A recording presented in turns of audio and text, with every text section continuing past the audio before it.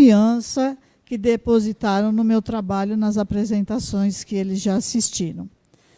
Eu peço a proteção de Jesus, das hierarquias angélicas, os protetores desta casa, os protetores das ordens às quais eu pertenço, para que me iluminem, protejam, orientem tudo aquilo que eu irei expor e que os ouvintes possam receber com clareza, entendimento, para que se tornem luz que ilumine as suas mentes e calor que aqueça os seus corações.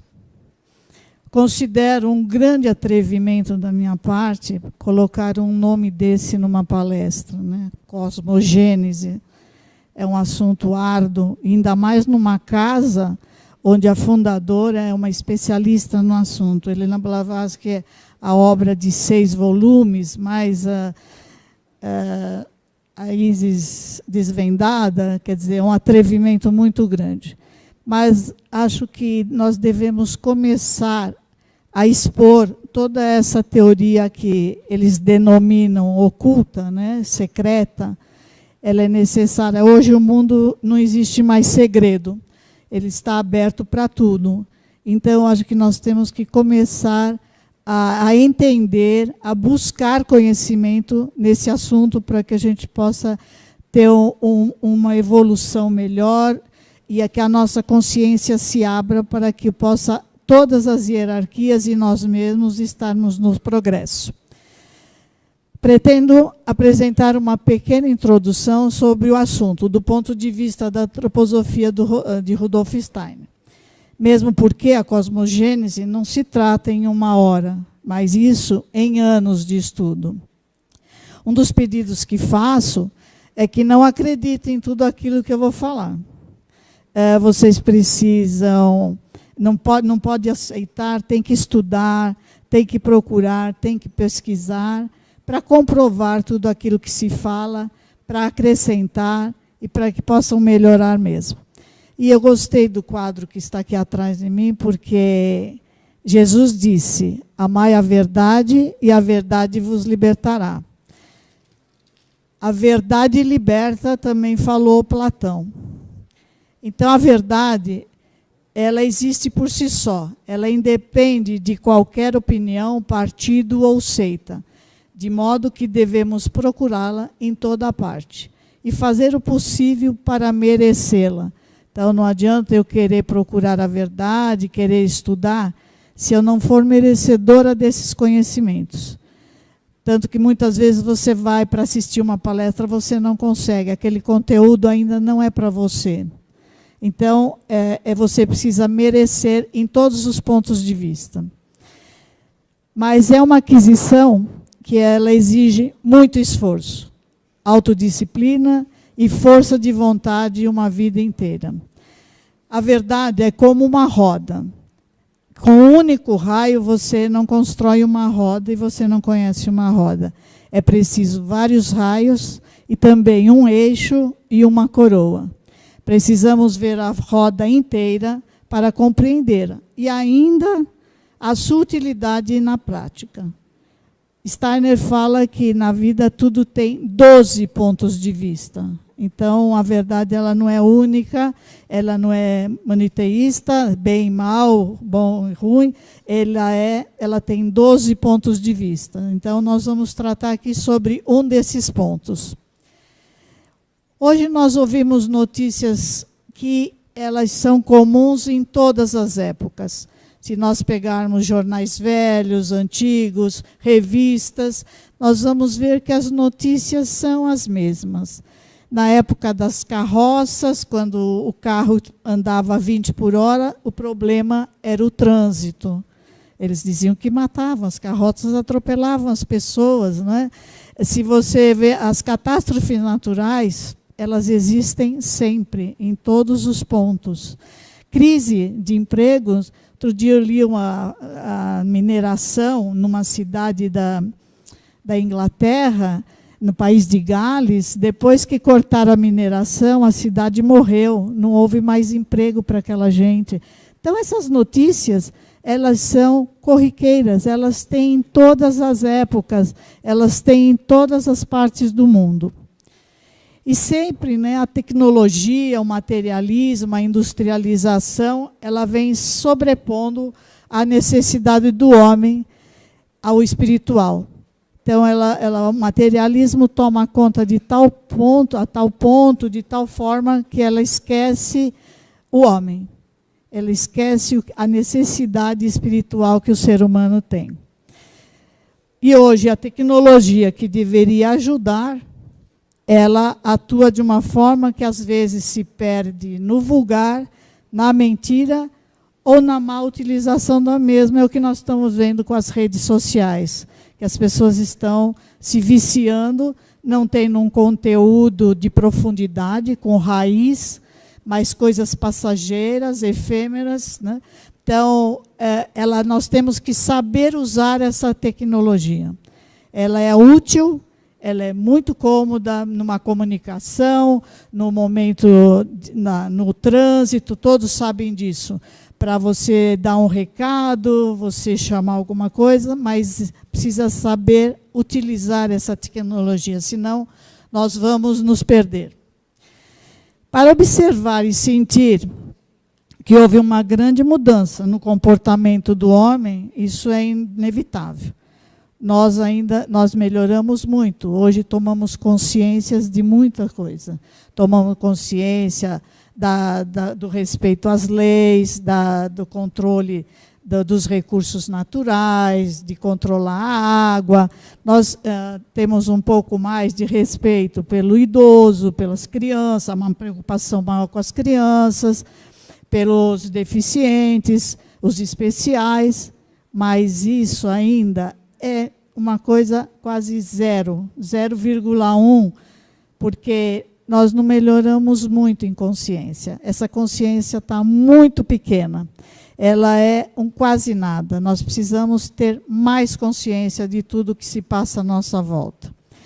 O tema que irei tratar hoje exige um esforço interior de cada um, que só é possível devido a esse atual momento que nós temos, esse pinguinho de consciência.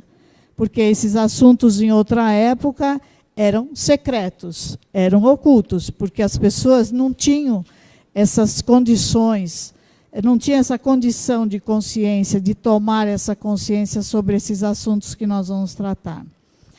A professora Lucinda Dias, que deu um curso de cosmogênese, ela disse: o homem precisa desenvolver um novo tipo de pensar para poder compreender os relatos da criação.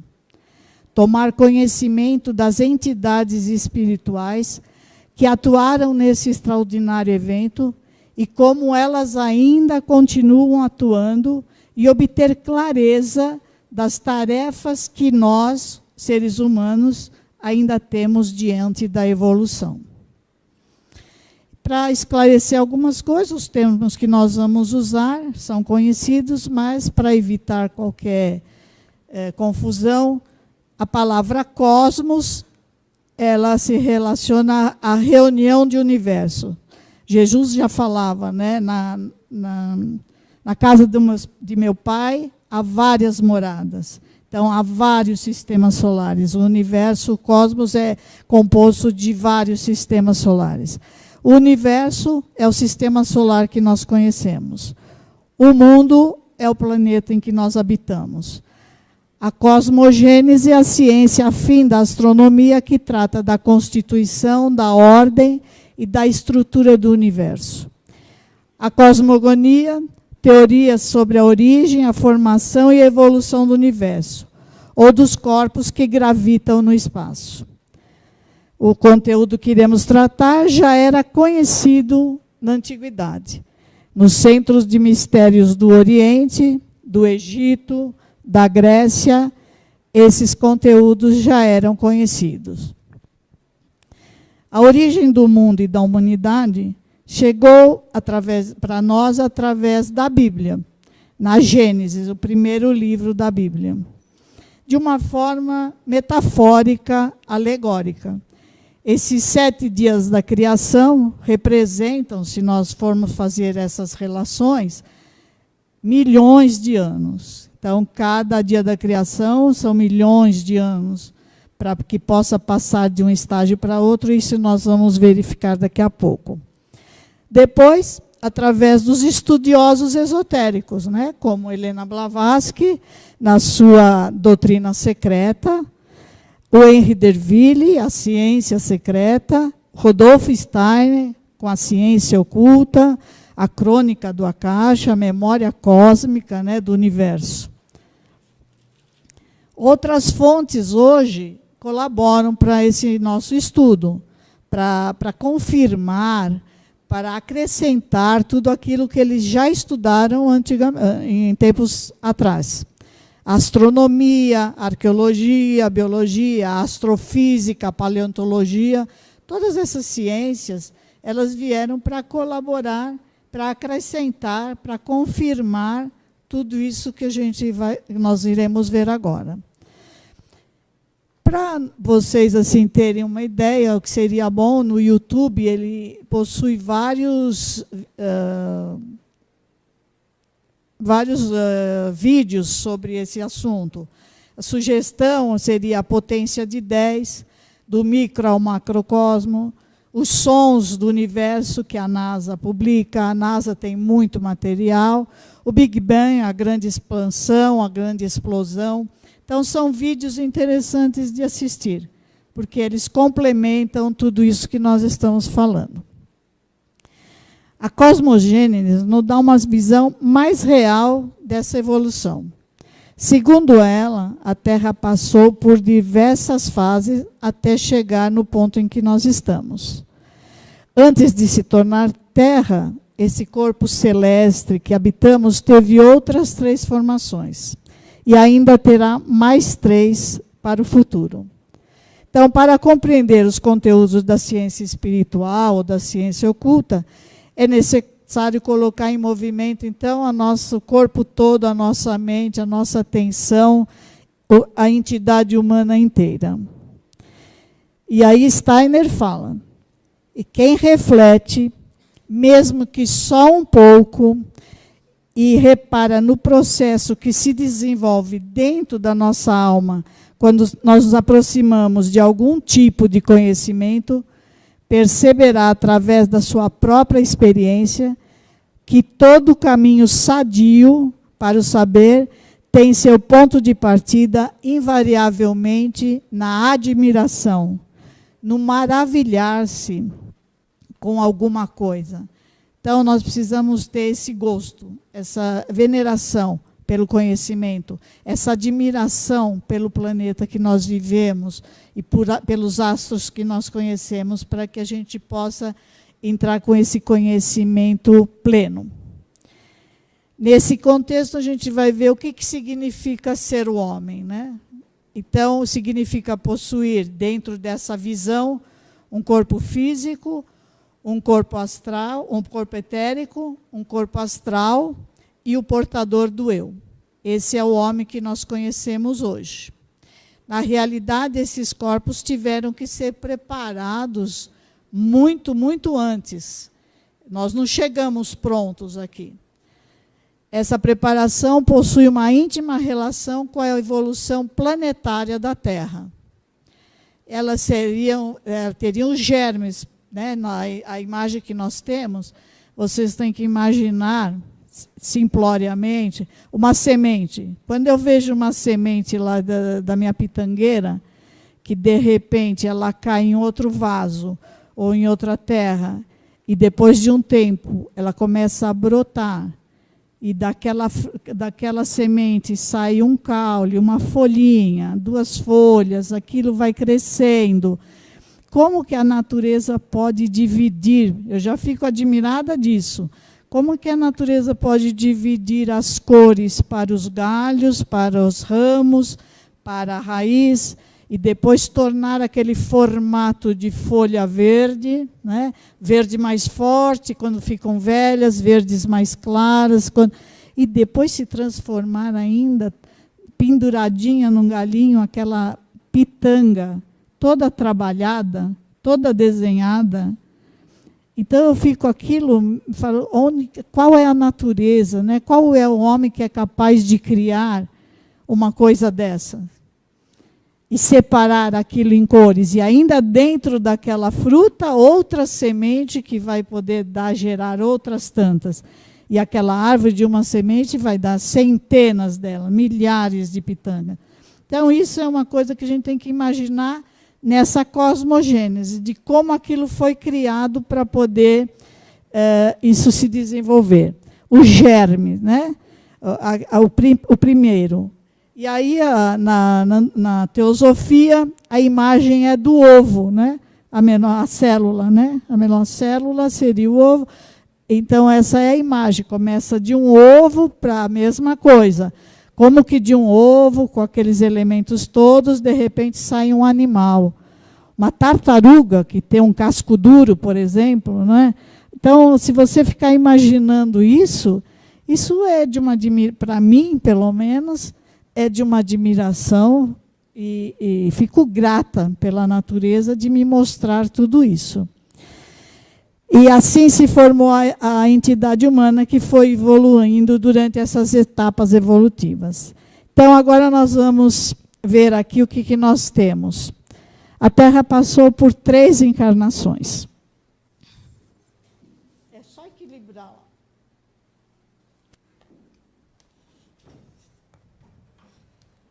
Tá bom aí? Então, se nós formos pensar, isso aí, outro dia uma pessoa me chamou a atenção, né? Acho que tá bom. Talvez, isso é fantasia minha, né? Viajei agora. Talvez a divindade, ela já tinha, nós já viemos de um outro plano. É que a mente humana, o Steiner fala isso, né?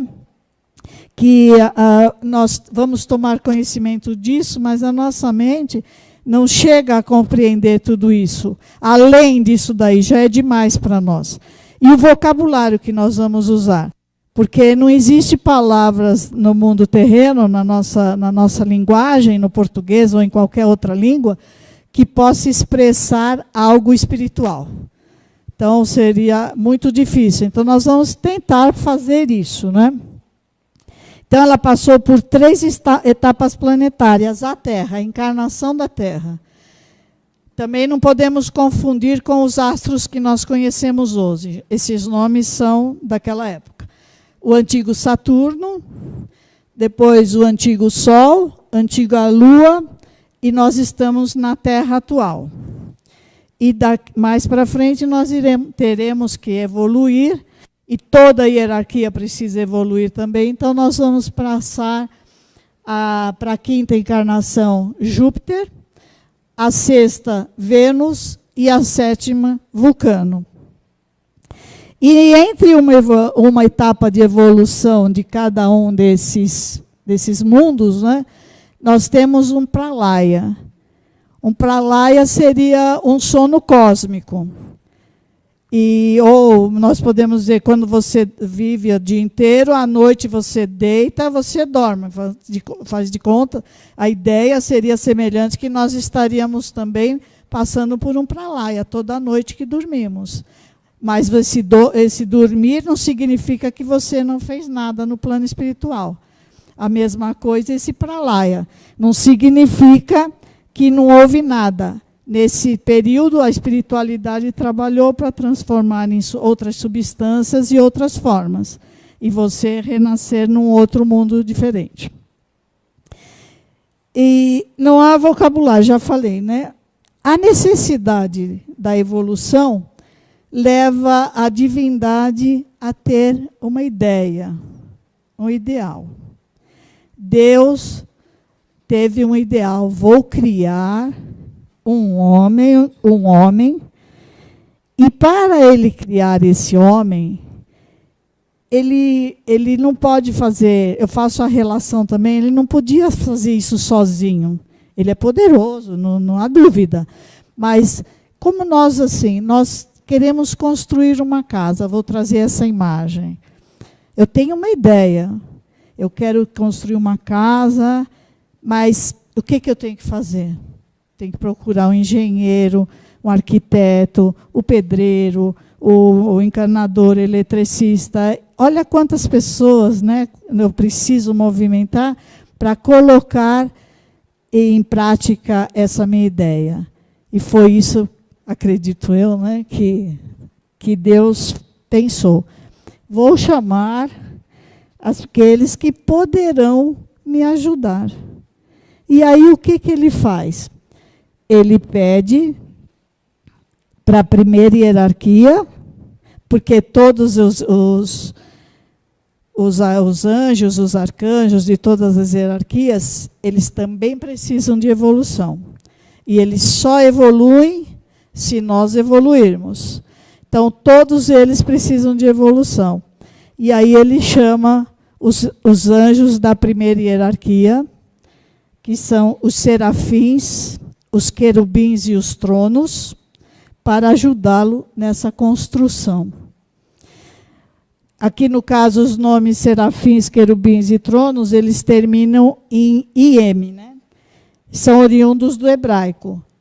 E nós usamos no plural, colocar o NS. Então, nós vamos usar no português. Mas a palavra querubim, serafim, Elohim, já é plural na língua hebraica, certo? E o que acontece? Esses três elementos, né, esses três anjos, os serafins, os querubins e os tronos, eles acatam o pedido, né, o desejo da divindade, e eles vão cumprir essa ordem que o Verbo propôs. E o que eles fazem? Os tronos doam à vontade. É o maior sacrifício que uma entidade espiritual pode fazer para o ser humano. Ele é um dos responsáveis por nós estarmos aqui. Os serafins, então, os tronos nos doaram à vontade. Os querubins nos doaram a harmonia. E os serafins nos doaram o amor. E aí, nessa formação, nessa época do antigo Saturno, não havia corpo físico nenhum. Era só calor. Era só... Não se pode determinar o que é calor. Aqui, na nossa linguagem, não é nem água quente, nem comida quente, não. É só aquele calor de vontade que permeia tudo. Steiner fala que seria uma grande amora, cheia de pontos de calor, e aquele calor é que deu a primeira formação que vai dar início ao nosso corpo físico. Simplesmente calor, sem nenhuma consciência. A consciência humana, nesse momento, é abafada, comparável ao atual mundo dos minerais. Se nós levarmos em conta hoje como está o nosso corpo físico e essa relação com os minerais, com o primeiro, a parte dos elementos, nosso corpo é cheio deles. Se o sangue está fraco, falta ferro, né? Falta zinco, falta prata, falta uma porção de coisas. Nós tomamos as vitaminas de A a Z, que vão conter todos esses minerais. Só que nessa fase é uma coisa só calor.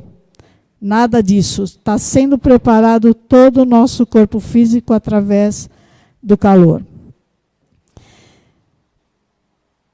E aí o que nós temos? Nós temos o calor, ele vai dar o fogo. E aí, se nós fizermos também a relação com o Big Bang, a grande explosão, sem calor e sem fogo, não há explosão. Então, de uma certa forma, dá para se fazer essa relação de que a vida começou numa grande explosão. Não é isso que diz a geologia, essa parte que estuda a cosmogênese, né? Os astrofísicos falam sobre isso. Depois desse período, as hierarquias colaboraram, serafins com amor, querubins com a harmonia e os tronos com a vontade. Entramos num período de pralaya, de sono cósmico, esse tempo é indeterminado, e depois renascemos novamente no antigo Sol. No antigo Sol, a natureza, né, eu já falei que ela não existe em repouso, ela vai ter uma mudança de forma. No antigo Sol, o que acontece? Se recapitula tudo o que aconteceu no antigo Saturno. Vai repetir tudo de novo. E aí a divindade vai pedir ajuda à segunda hierarquia. Os Queriótides, os Dínamis e os Exusais. Os Queriótides, eles são os espíritos da sabedoria, nos doaram a sabedoria. Os Dínamis, o movimento. E os Exusais, as formas. Como que a gente poderia saber? O pensar, essa sabedoria, né? Eles nos doaram para que a gente pudesse ter algum conhecimento. E isso tudo em forma também de ar, nada concreto. Isso tudo espalhado, juntando com aquele calor anterior do antigo Saturno. Hoje ele vai com o ar. E com o ar junta-se a luz, que na Bíblia nós poderíamos dizer separou a luz das trevas, né? E o que acontece aqui?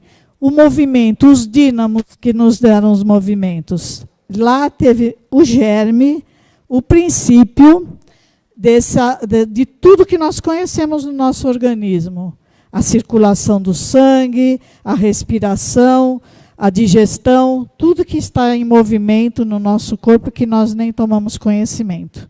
Então, todo esse movimento. E ainda, como nós estamos fazendo relação entre a evolução do ser humano com as encarnações da Terra, nesse momento se tem início o germe dos movimentos de translação e de rotação.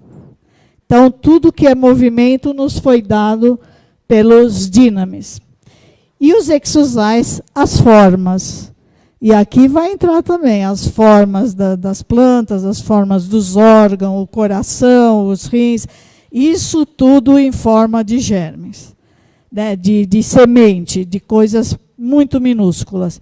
E também fora do nosso contexto, do que era esse ar, do que era todo esse movimento. E aí nós temos início no ser humano o corpo etérico, que ele é o que as plantas têm. É uma consciência humana de sono profundo comparado ao atual mundo dos vegetais.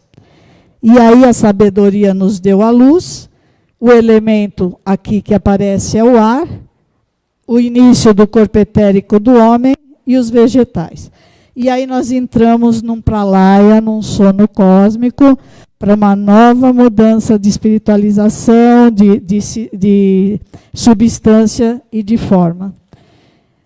No antigo Sol, essa hierarquia, os Dínamis, os Exusais e os Queriótides, eles tiveram não gostaram muito desse programa e eles se separaram e formaram realmente o Sol que nós conhecemos hoje. Continua esse Sol, mas uma parte deles formou uma outra comunidade que seria o nosso verdadeiro Sol, o que hoje nós conhecemos. Tivemos o Pralaya e passamos para a Antiga Lua. Na Antiga Lua, tivemos a recapitulação de tudo de novo, do antigo Sol, do antigo Saturno, e temos a manifestação da terceira hierarquia. A terceira hierarquia, que são os arqueus, os arcanjos e os anjos. Os arqueus são espíritos de época. São eles que tomam conta dessas épocas todas, do antigo Saturno, Sol, Lua. Essa é a função dos arqueus. Depois nós temos os arcanjos, são os espíritos dos povos. Eles são encarregados de tomar conta dessas épocas culturais, da Índia, do Japão, Segunda América e assim por diante. Eles são os responsáveis por essa parte dos povos. E depois os anjos, os espíritos da vida, que são, de acordo com a Bíblia, aqueles seres que devem proteger o ser humano individualmente. Nessa época, a consciência era de sonho comparado ao atual mundo dos animais. O elemento que surge na antiga lua é a água. E a água é acompanhada do som. E aqui o que acontece é a criação no homem do corpo astral. E o terceiro elemento, que seria os animais. Aqui nós podemos fazer a relação. Os animais têm as índoles, então na antiga lua também o homem começou a ter os sentimentos de simpatia, antipatia, de bondade, maldade e assim por diante. Entramos num sonho cósmico, outra vez, passamos para a atual Terra. E aqui a recapitulação de todos os passos anteriores e o ser humano. E aí entra o ser humano com o eu. O seu eu é o principal do ser humano, aquele que não tem eu, ele não tem consciência de nada, ele não percebe nada. Ele perde o seu eu. E é uma consciência de vigília. Aqui o homem tem que estar acordado. Então, toda essa parte que nós vimos antes tem que ir crescendo uma consciência maior. E essa consciência, nós temos o elemento terra, que ele é o mais denso e ele é o mais grosseiro de todos. E o que é a função dele nessa encarnação da Terra? É a liberdade e o amor. Então, é esse que a divindade preparou para nós aqui na Terra nesse momento. E aí nós vamos ter mais 3 reencarnações, sempre para laias, né? No Humanas, nós vamos ter que desenvolver a personalidade espiritual, que seria um espelhamento disso que está aqui. Então, nós vamos ter que fazer a sublimação e a purificação do corpo astral. Em Vênus, em Bud, nós vamos ter que fazer a transmutação do corpo etérico. E no Atma, a transformação do corpo físico. Então, nós vamos ter que ser puramente espíritos. E o que nós estamos conversando nessa fase, não vai haver mais corpo físico como nós conhecemos. Nós já estamos transformando esse corpo físico, porque hoje já não se precisa mais de um apêndice, nós não precisamos mais de uma vesícula, as amígdalas são tiradas. Então, veja quanto tempo, milhões de anos isso vai levar para que, por exemplo, daqui, quando nós formos homem puramente espírito, nós vamos criar só através da palavra. Então, nós já estamos com esse germe aqui, nós conversamos agora. A pessoa fala uma coisa, eu quero morrer, não sei o que, acontece, ele pede uma coisa, ele já tem o poder da palavra. Os evangélicos falam isso, né? A palavra tem poder. Então, esse germe já está sendo criado aqui pelo ser humano. Só que aqui vai chegar num ponto extremo, numa qualidade maior, como seria nos Atlânticos, por exemplo, que eles pensavam e dominavam os aparelhos. Eles pensavam e tinham um domínio maior das coisas. Na Terra, a divisão sempre aqui é de 7. Atualmente, né, quem pode conseguir estar nesse estágio seriam os iniciados, os ocultistas ou seus discípulos. As encarnações da Terra, ou esses círculos, eles são determinados pelo número 7. Então, o nome da loja Pitágoras, né, ele sabe, o número 7 é a união do 3, que é divino, com o 4, que é terreno, que são os elementos. E toda a divisão aqui é em 7. 7 estágios, 7 evoluções, encarnações.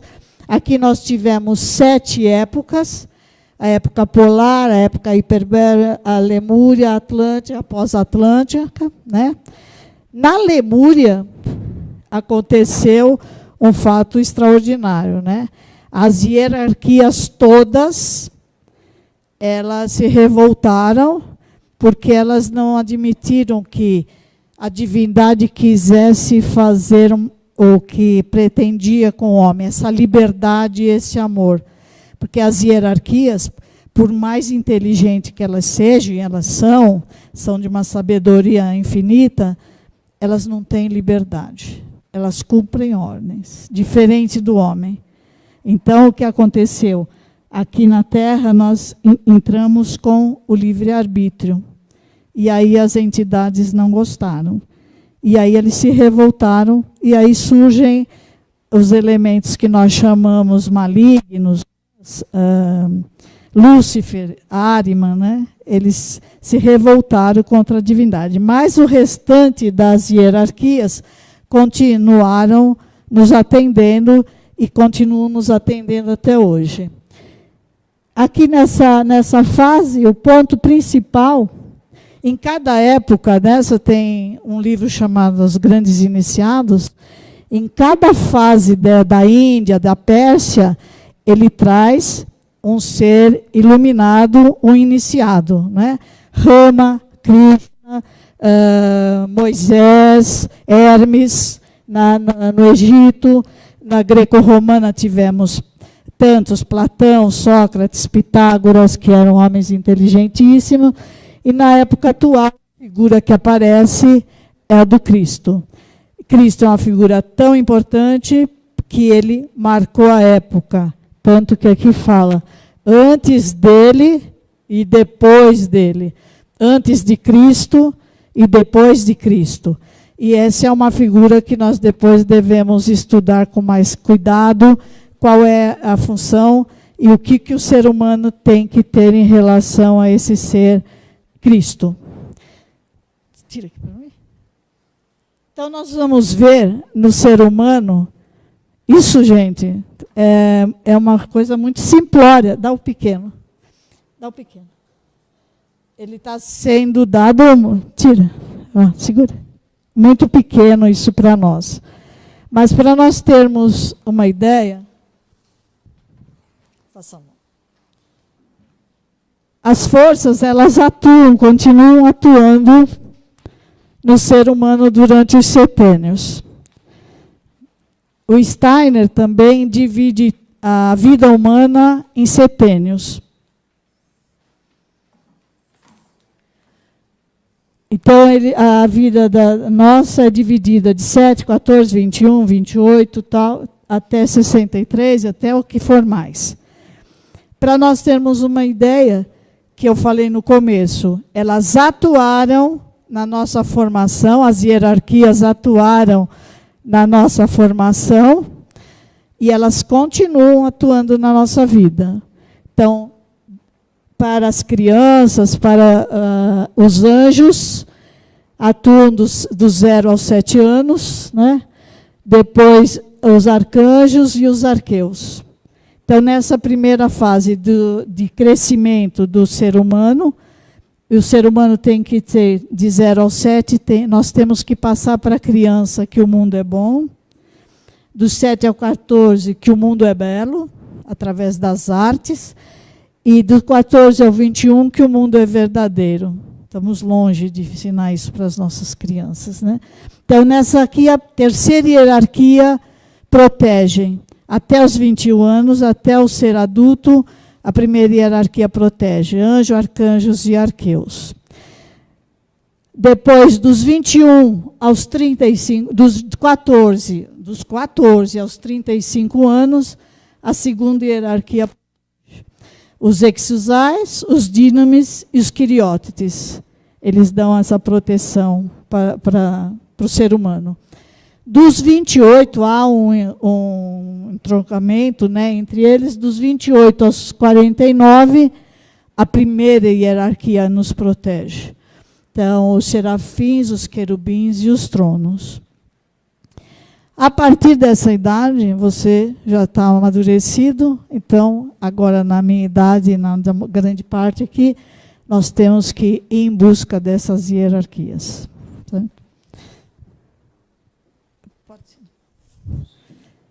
Uma outra influência que essas hierarquias têm no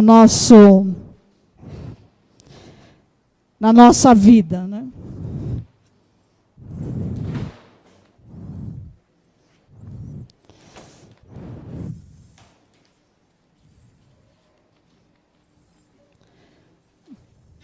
Você fala quando tem parado.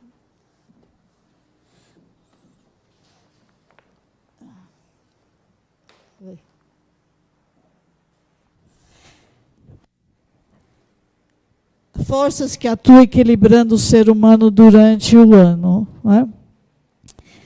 Essa questão de cor aqui, nós temos um outro assunto, que os arcanjos, eles atuam durante as 4 estações do ano.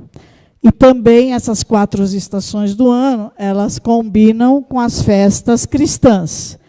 Na antiguidade, essas festas cristãs, elas eram pagãs. Elas eram de acordo com a estação do ano, e geralmente eram festas de colheita, de plantação, de agradecimento, de coisas desse tipo. Então, nós vamos fazer um risco imaginário aqui, e nós vamos ver que daqui para baixo, nós chamamos de festas cósmicas. Por que festas cósmicas? Porque elas não têm data certa. Elas vão depender da Lua. Elas dependem do dia da Lua, depende de uma série de condições que o calendário e que a natureza ela demarca. Então, é independente da vontade do homem. Daqui para cá, a festa de São João e a festa dos arcanjos já é uma festa terrena. Ela tem data certa. São João, 24 de julho, né? E o Dia dos Arcanjos, que não é uma festa comum para o Brasil, ela é mais da Europa, 29 de setembro é o Dia dos Arcanjos, e a Igreja Católica tende a afirmar que o dia 5 de outubro, o Dia dos Anjos. E o que acontece nisso aqui? Isso aqui também nós temos que fazer um esforço, porque isso aqui é feito por gente do hemisfério norte, né? Os alemães é que fazem esses quadros. E nós temos que ver que, realmente, Jesus nasce aqui no Natal, né? Mas, para nós, Natal é verão, e lá é inverno. Então, mas nós temos que imaginar, tem algumas festas que são boas para nós. A Páscoa, por exemplo, quase no outono, aquela coisa mais tristonha, combina mais. Então, nós fazemos uma coisa brasileira, nós fazemos uma das adaptações e vamos entendendo isso. Que tem outra coisa. Quando um arcanjo ele está atuando de fora, aqui no hemisfério norte, no hemisfério sul ele está atuando internamente do ser humano, por dentro da Terra, e ele nos atinge internamente.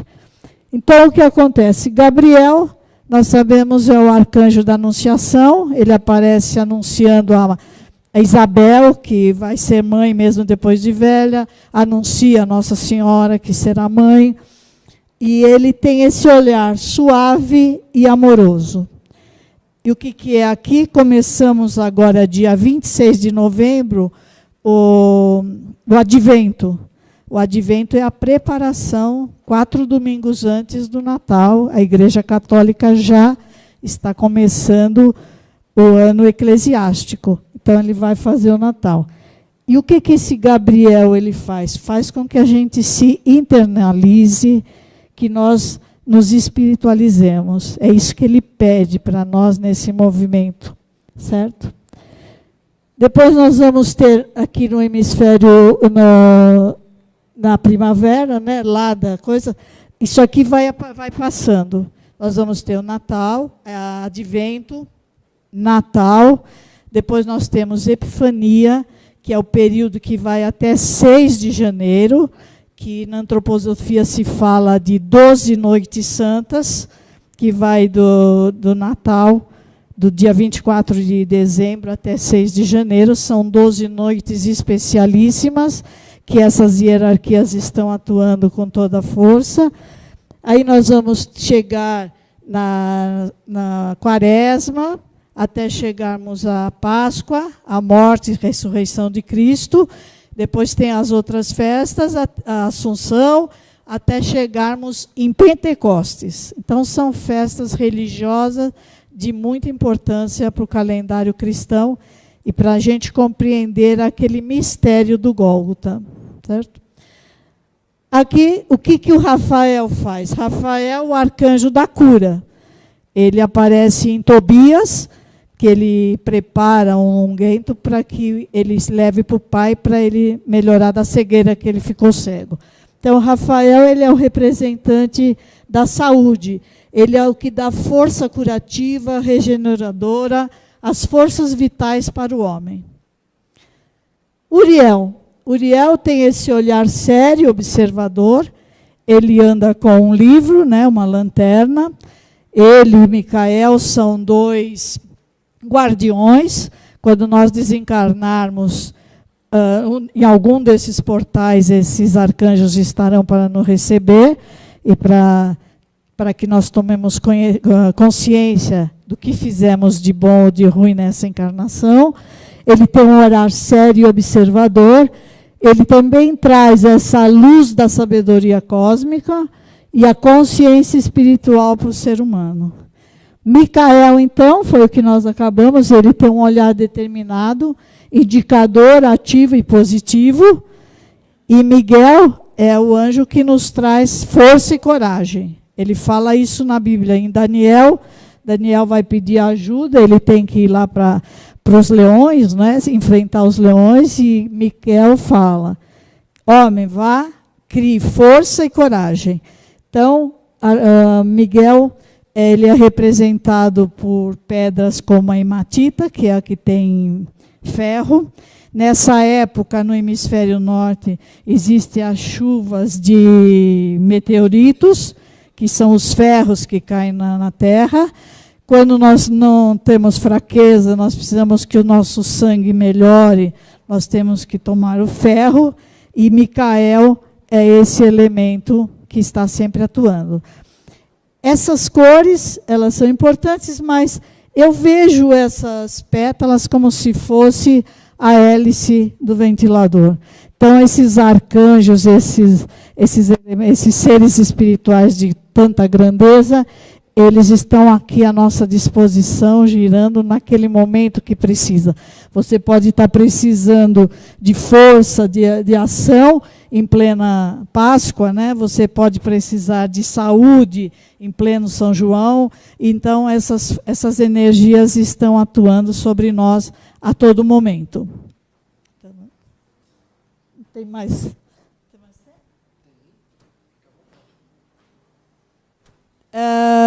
Na nossa ordem, nós temos muitos desses elementos representando os arcanjos. Anjos são figuras em alto relevo, em afrescos maravilhosos, e eles têm os anjos segurando o coração, o símbolo do amor, o espelho, a verdade, a lira, a harmonia, e a balança, a justiça. E também, durante o ritual da chave de harmonia, que é às 18 horas todos os dias, na sala, nós temos a figura dos 4 arcanjos com essas 4 cores. E lá nós invocamos a presença deles diariamente. E no livro também da Cosmogênese, da Blavatsky, ela também fala que os anjos protegem os 4 pontos cardeais. E é isso que nós pedimos na chave de harmonia. Gabriel, aqui muda as cores, por isso eu acho que essas cores se misturam todas, elas não são fixas. Gabriel, ele protege o ponto cardeal norte. A cor é azul, o elemento é água. o mensageiro de Deus, anunciador dos desígnios divinos e a imagem da anunciação de Maria. Rafael protege o sul, a cor é verde, o elemento é ar. Ele é o médico do reino angélico. Miguel protege o leste, a cor é amarelo, o elemento é o fogo. Ele é o guerreiro de Deus e é quem é como Deus. A oeste nós temos o Uriel, a cor é o rubi e o elemento é terra. É o fogo de Deus, a luz de Deus. O que nós gostaríamos de falar é que na Bíblia estão 300 passagens que falam sobre os anjos. E em todas elas anuncia que Deus manda os anjos para nos proteger. Na Gênesis, capítulo 19, versículo 15, quando estava para destruir Sodoma, raiando a aurora, os anjos insistiram com Ló, dizendo: levanta-te, toma tua mulher e tuas 2 filhas, que aqui se encontram, para que não pereça no castigo da cidade. Vai e não olhes para trás. E a mulher de Ló olhou para trás e se transformou na estátua de sal. Né? Em Êxodos também, a promessa: vou enviar um anjo diante de ti para que te guardem pelos caminhos e te conduza ao lugar que tenho preparado para ti. Em Tobias também, quando ele acompanha Tobias para ir fazer a cobrança de uma dívida muito grande, o pai de Tobias está cego e fala: arruma um amigo para que te acompanhe, para que você não vá sozinho. E esse amigo é o arcanjo Rafael. E ele fala que quando ele volta, ele quer pagar essa pessoa pela companhia. E aí ele se apresenta: eu sou Rafael, um dos 7 anjos que estão sempre presentes e têm acesso junto à glória do Senhor. E tem outras passagens, nós temos muitas passagens. Nós falamos aqui, que eu acho que é importante nós dizermos agora, é que na época da Lemúria, nós falamos que as hierarquias, elas se desentenderam, ficaram com muita raiva, né? A inveja, os ciúmes, a ganância, isso tomou conta de alguns seres das hierarquias angélicas. E o que aconteceu? Nessa época aqui, o mago plano do Criador era dar ao ser humano um lugar muito especial. O homem seria plasmado à imagem eterna do Criador e os anjos deveriam servi-lo. Todas as hierarquias doaram seus dons aos humanos e se sacrificaram em benefício nosso. Assim como os vegetais doaram e se sacrificaram pelos animais e pelos seres humanos, os animais também se doaram e se sacrificaram por nós. Por tudo isso, devemos primeiramente desenvolver a maior virtude, que é a gratidão para todos esses elementos.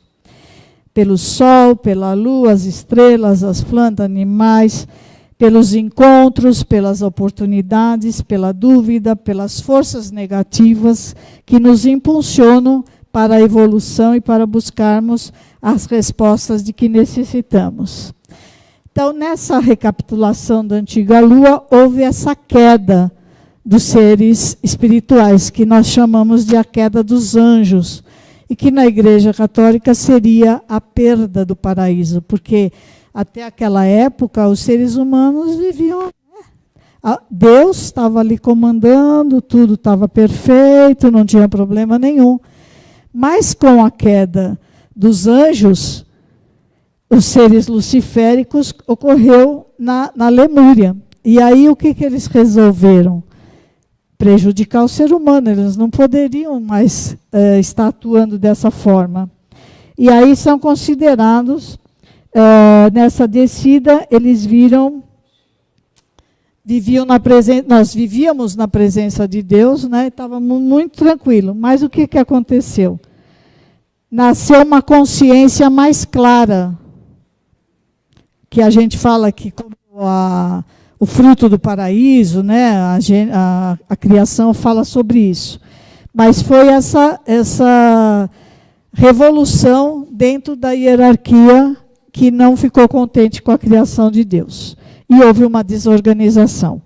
O eu e o corpo astral tornaram-se fontes de cobiças, vaidades, ambições e os maus instintos. O corpo etérico passou a apresentar doenças e fraquezas, e a morte como necessidade de um descanso regenerador. E aí o que acontece? Até hoje, esses seres estão atuando sobre nós. Eles não estão satisfeitos, tanto a hierarquia, que continua nos doando tudo aquilo do princípio, desde o antigo Saturno, o antigo Sol, o antigo Lua, continuam nos ajudando, mas os seres que se revoltaram, eles estão aqui nos prejudicando. E quem são? São os Lúcifer, né? O grupo, né? Uma entidade, um conjunto de anjos que se reúnem para prejudicar o homem. E o Lúcifer, o que ele quer? Ele quer que o homem não tenha conhecimento desse plano espiritual. Ele não quer que nós tenhamos ligação com a espiritualidade. Ele quer que o homem se perca. E o que ele faz com isso? Ele torna o homem vaidoso, ele torna o homem vicioso, não é? Está perdendo o ser humano pelas drogas, pelo vício, pela bebida, e assim por diante, ele está atuando com força total. E junto com ele surgiu um outro também, o Ahriman, né? O Ahriman, então, ele não quer que você perca-se na espiritualidade, ele quer que você fique preso à terra. E ele te dá poder. E ele está te dando poder através de todo o mecanismo eletrônico. Né? Toda essa evolução técnica que nós temos, Ahriman está por trás disso. Por isso, nós temos que tomar cuidado e saber usar. Eles não são bons nem tão ruins assim. Nós é que devemos ter a consciência de como vamos usar esses mecanismos que eles nos prepararam. Então, se nós temos que dominar. O que Miguel faz, ele nunca você vê ele matando o dragão. Você vê Miguel dominando o dragão. O dragão são esses elementos. Nós estamos com um terceiro espírito maligno, né, que é o Asuras, e ele está pegando pela economia e pelo medo. A economia nós já vimos que seriam as moedas virtuais, né? Esse movimento econômico de algo que não existe, que é fantasioso, que é virtual mesmo, é ilusão. E esses grandes golpes econômicos, que as pessoas enriquecem sem ter nada de produtivo, nada que se apresente concreto, e faz essa movimentação toda dentro de todas as organizações governamentais do mundo inteiro, e o medo. Hoje nós temos o medo de morrer, de ser assaltado, de ter filho drogado, de tantas outras coisas, mulheres de envelhecer e tantas outras. E essa é a atuação do Asuras. Eu acho que muita coisa deixei para falar, mas assim, é isso que eu gostaria de passar para vocês. Nós temos que ter essa consciência de tudo que está acontecendo. Vão verificar, né, se isso tudo não é muita fantasia, se isso tudo não está em algum outro. Tem muita literatura a respeito disso. Nós temos que buscar, estudar, divulgar e tomar consciência, porque nós temos que evoluir e fazer com que as hierarquias evoluam conosco. Muito obrigada.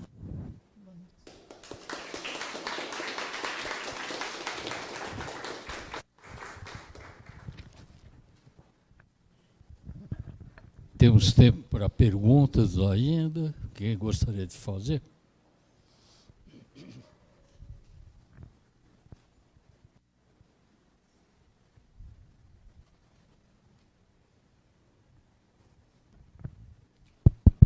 Boa noite, professor. Obrigado pela palestra, por ter vindo nos ofertar um pouco do conhecimento esotérico.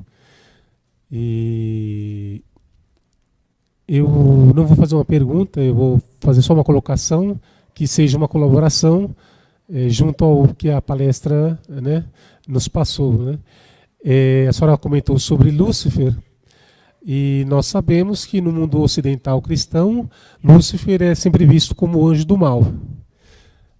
Nós sabemos, pelo conhecimento esotérico e teosófico, que bem e mal precisa saber o que vem a ser o bem e o mal.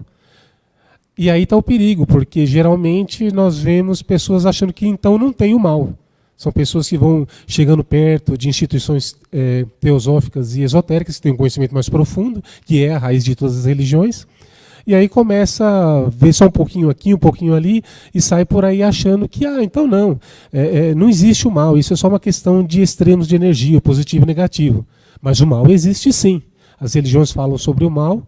Na hora que você se aprofunda no conhecimento das religiões e no conhecimento esotérico e teosófico, você vai saber que tem o mal sim. Né? Então é triste, eu que tenho uma experiência assim, de acompanhar religiões e ambientes esotéricos, já vi muito isso, pessoas que vêm só de vez em quando e aí elas ouvem assim esporadicamente alguma palestra e é passado um tanto de conhecimento, ela acha que já sabe tudo e ela faz essa conclusão, não existe o mal é exagero, vai ver que é coisa de político que está usando as religiões para falar que o mal e pôr medo na gente. Não, o mal existe. Na hora que você se aprofunda no conhecimento das religiões, no conhecimento teosófico e esotérico, você vai saber que o mal existe e a função das religiões é nos alertar do mal. Né? Claro que Lúcifer é um anjo, como todos os demais anjos, e é criatura divina, é de Deus. Sim. Mas Deus usa toda essa criação dele para nos ensinar coisas. Inclusive nós somos parte da criação também. Então, o nome Lúcifer, se eu não estou me enganado, Lúcifer é luz e fogo. É um nome pedagógico desse anjo, porque está se referindo à luz tanto no sentido de entendimento, que luz aí não é a luz física, mas é a simbologia da luz. Da mesma forma que quando a luz está acesa no escuro, clareia e você consegue enxergar, então você tem entendimento de onde você está e o que você está vendo. Então, no sentido de entendimento, está te dando entendimento, a luz, nesse caso, é isso. E fogo, luz e fogo, que é o nome dele, é um nome composto. Esse fogo, no caso aí, não é uma questão só de calor, mas é uma questão de confusão. Está se referindo ao que na antiga Grécia falava-se sobre os deuses, sobre a questão de a confusão dos deuses, né? Porque os deuses confundiam. Então era usado o termo fogo, né? O fogo dos deuses, né? Que era uma religião politeísta. No judaísmo, que é uma religião monoteísta, é usado o termo Jeová confunde, o Senhor confunde. Está se falando da mesma coisa. Então esse nome de Lúcifer, nós temos que tomar bastante cuidado, que ele está se referindo a isso, que é um anjo que trabalha com essas polaridades de conhecimento e de engano. E aí é que o bicho pega, né? Porque ele não vem te esclarecer, ele vem com um pouco de verdade para te confundir. Porque ele mistura as duas coisas. A pior coisa é a meia-verdade, a meia-mentira, porque a pessoa que não tem muita experiência, não tem o conhecimento, cai fácil. E até quem tem, corre o risco de cair. Daí a necessidade de estudarmos, né, os religiosos, os seus livros de fé, né, os seus livros santos, sagrados, na teosofia, na antroposofia, e todas as escolas, como a instituição que a professora pertence, né, que são instituições esotéricas que tentam passar esse conhecimento. Então, eu só fiz essa colocação para que nós entendamos que há necessidade de estudar, se aprofundar e ter consciência de que o mal existe, não é uma fantasia. Né? Porque o Ocidente atualmente está achando que mitologia é uma fantasia. Não, mitologia é uma grande verdade. Né? O mito é a verdade universal, intrínseca numa forma. Então você precisa ter a chave para entender aquele significado. Né? Então é profundo, é verdadeiro, não é fantasia. Então eu só quis fazer essa colocação para colaborar com a palestra, para que quem está aqui, quem estiver ouvindo, tanto agora quanto mais futuramente pela internet, ao ver a gravação, entenda a profundidade do que a senhora trouxe hoje para nós e de que o mal existe, que nós temos que nos apegar a Deus no sentido de tentar não resolver o problema do mundo, que o mundo também não foi feito para ser salvo e resolvido, mas nós, enquanto humanidade, sim, salvos, no sentido de evitar o mal maior, né? Que o bem não é a ausência total de mal, e sim o mal menor, no sentido de que nós temos que aceitar a vontade divina. E a senhora citou aí sobre essa questão dos anjos que se rebelaram, né, que não quis aceitar a vontade divina. Né? Por mais que eles tenham estranhado o absoluto dizer que ia dar livre-arbítrio, mas o absoluto é o absoluto. ou seja, Deus no sentido absoluto. Se ele decidiu dessa maneira, ele é sábio em fazê-lo. Por mais que a gente estranhe, nós precisamos ter maturidade, que é um dos recados que esse conhecimento que o senhor tem passado para a gente agora na palestra está querendo dizer para a gente. Por mais que a gente estranhe alguma coisa que Deus faça, ou que está na doutrina das religiões, mas ali há sabedoria. A gente precisa entender o que vem a ser isso. Obrigado pela oportunidade, professora.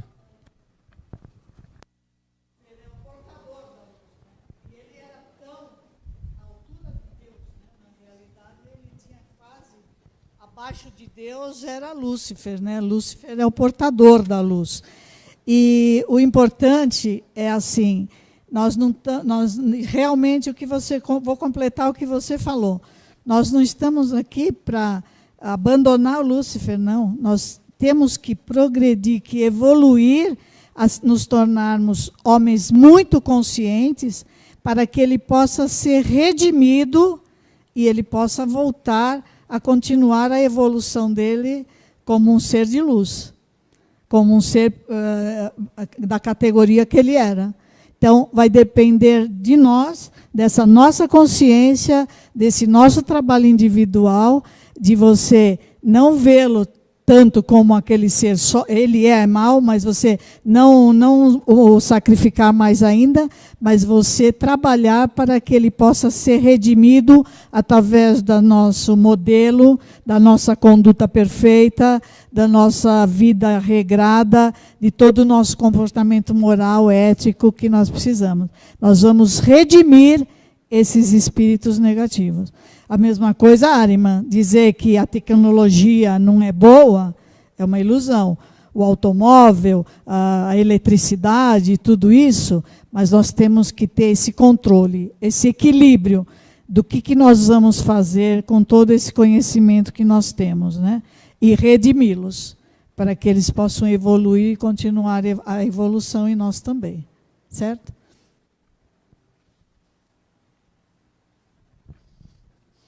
Mais alguém?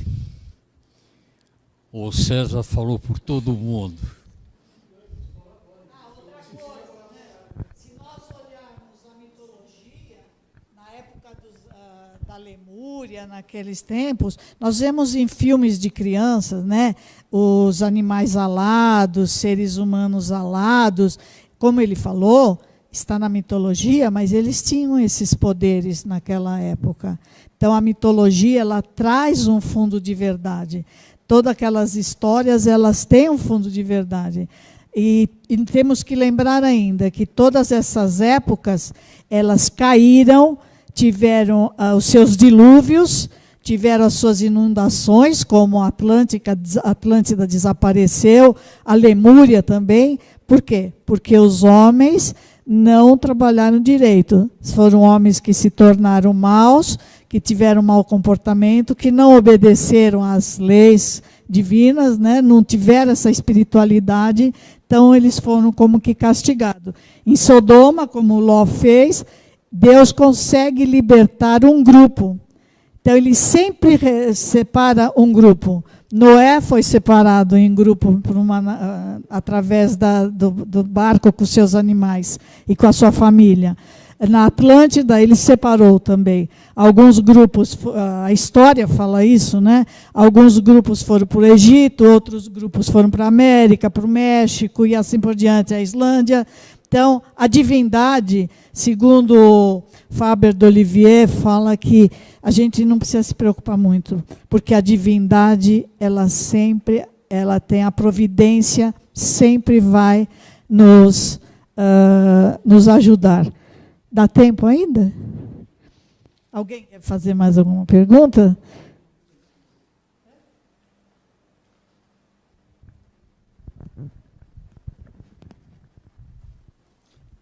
O senhor, houve um momento, né, você usou um termo muito curioso, é um termo...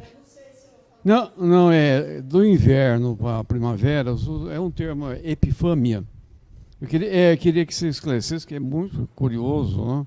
É um termo pouco usado, mas é muito legal. Então, assim, do nascimento de Jesus até o batismo, porque a Igreja Católica ela mistura duas festas de época diferente, porque o batismo de Jesus foi feito por João, ele já tinha 30 anos. Então, a igreja mistura essas duas festas, e quando a gente faz 6 de janeiro, batismo de Jesus, dá a impressão que é do nenê que nasceu, né? E não é do ser de 30 anos depois. Então, a Epifania é esse período que vai do Natal até... É o nome que eles dão, assim como o Advento, aquele que está por vir, né? Mas eu vou procurar, eu sei disso agora, eu não tenho que falar. Mas é esse período que tem as 12 noites santas, são chamadas de Epifania pela Igreja Católica. Tá? É Natal até o 6 de janeiro. E é bom vocês ficarem atentos para esse período, porque muitas de vocês são esotéricos, espiritualistas, se conectem com essa época, entrem nessa internalização, que é difícil, né? Geralmente estamos na praia, né? Férias de verão. Então, você entrar nessa internalização e nessa espiritualidade, mas nesse período, cada dia, cada noite, se você se conectar com o plano superior, ele vai te dar orientações para a vida, para o ano todo. Ele vai te trazer mensagens de algumas coisas que você precisa, da sua relação, do seu trabalho, da sua amizade, da criatividade e assim por diante. Então, são noites muito especiais, esse período de Epifania. Tá? Mas eu vou mandar para o site.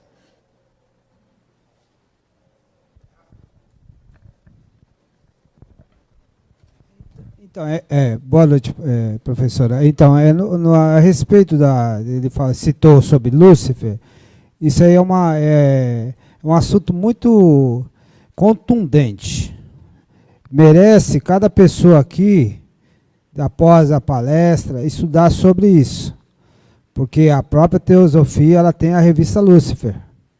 Entendeu? Então, essa palavra Lúcifer, ela caiu muito no inconsciente coletivo. E que nem você falou. Isso. Aí o que acontece? Então, que nem você falou, ele veio para confundir mesmo. Entendeu? Então, às vezes a confusão ela é boa, porque ela merece investigação. Investigação e crescimento. Então, é assim, essa palavra Lúcifer, nos próprios textos bíblicos, eles têm ali um trejeito, um jeito ali de confundir. Não é bem isso, que às vezes as pessoas, às vezes no inconsciente coletivo, acham que Lúcifer é um demônio, vai matar, vai acabar com todo mundo. E merece, não merece a gente fazer uma palestra sobre isso agora, nesse momento, falar sobre isso. Mas eu acredito que cada um de vocês deve fazer uma investigação, estudar sobre isso aí, que é um assunto muito... Entendeu? É isso aí, né?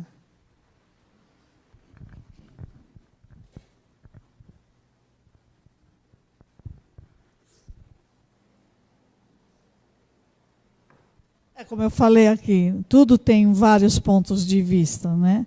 Mas esse assunto é um assunto que nós temos que buscar. Nós temos que ver o que isso significa. E esse ser tão poderoso, porque ele era um portador de luz, por que se tornou isso? E qual a finalidade? Talvez seja um projeto ainda divino, colocar um elemento desse para saber o que nós vamos fazer com o nosso livre-arbítrio. O que é que nós vamos fazer com essa nossa evolução? O que nós vamos desenvolver essa consciência a respeito desse ser? Então, são só perguntas, são uma motivação para nós buscarmos mais conhecimento, estudarmos mais, nos aprofundarmos sobre todos esses assuntos.